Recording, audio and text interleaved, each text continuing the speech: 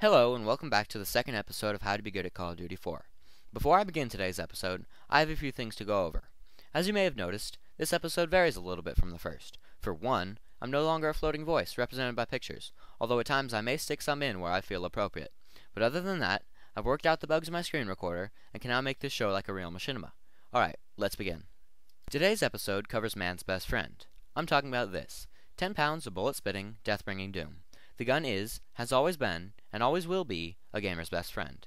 Without guns, FPSs would just be, well, first persons, and then you might as well just go watch a movie.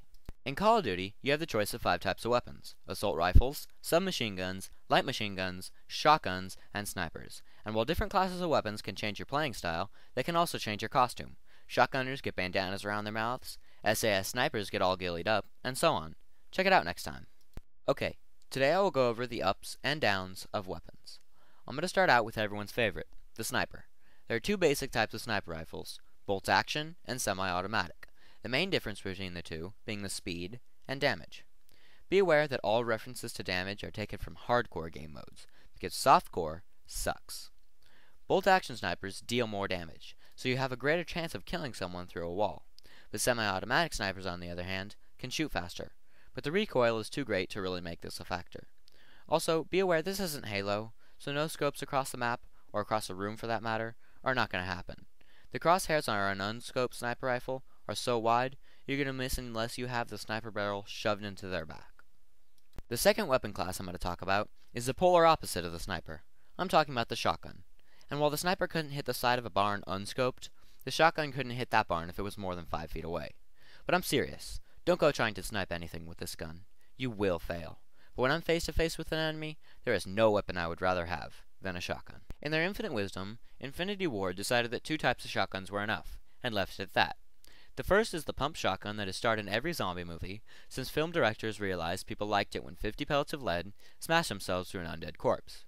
And the gun has basically remained the same, only now you can smash those pellets through a living corpse, or still a dead one if you like to rub kills in your enemy's face, which coincidentally is now lying almost 3 yards to the left. The second type of shotgun is a semi-automatic one. Sounds great, huh? A shotgun that is twice as fast, and therefore twice as deadly? Too bad it only has 4 bullets per clip, a clip that empties itself way too quickly. This is not a gun I recommend. If you can, just go for the pump shotgun.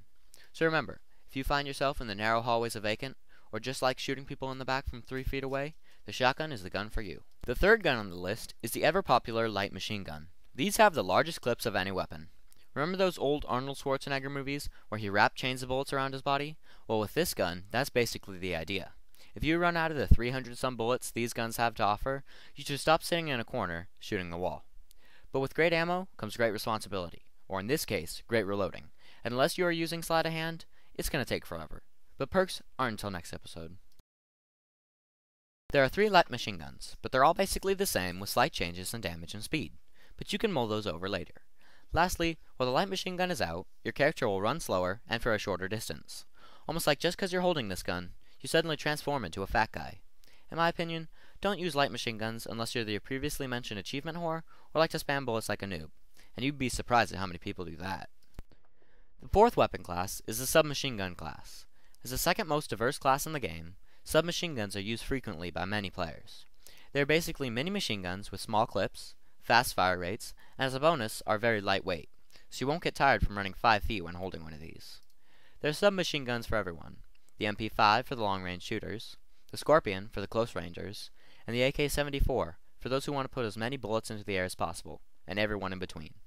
All in all, this is my second favorite weapon class, which brings me to the lord of the guns, the assault rifles. Appearing in every game as the figurehead of the first-person shooter industry, this class takes its place at the top of the weapon selection screen and in many gamers' hearts. These guns are all-purpose weapons of destruction. Do you have a need for power? Use the AK-47 and blow your enemies' heads off. Do you enjoy the pleasures of sniping, but don't like hiding in a corner and holding your breath? Use a single-shot M14, and your enemies won't know what hit them. Stuck somewhere in the middle? Use the M16 for a triple shot of death right through their spine. Whatever your wants or needs are, then there's a weapon for you. So what to do with your newfound knowledge of guns? Go into a server and make the other players wish they had never been born. Or, wish that they hadn't bought the game. Or at least not met you. Whatever you want. Well, that's about all the time I have. See y'all next week, and remember, I'm Taz Crossblade, and you all are getting better. Adios!